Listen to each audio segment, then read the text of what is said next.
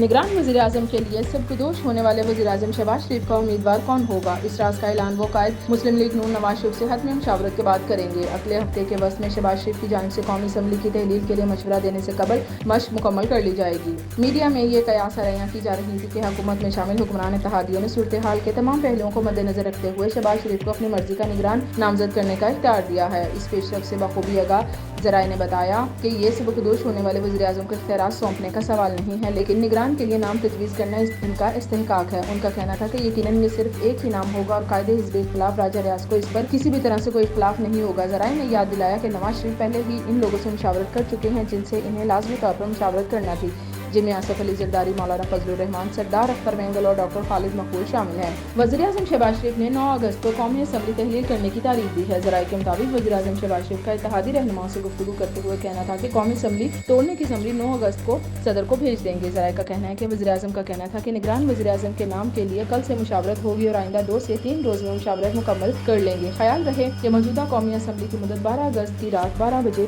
ख़त्म हो रही है और चंद रोज़ कबल वफाकी वज़ीर बराए आबी वसाइल खुर्शीद शाह ने भी एक बयान में कहा था कि 9 अगस्त को कौमी और सूबाई असम्बलियाँ तहलील करने की असम्बली सदर को भेज देंगे।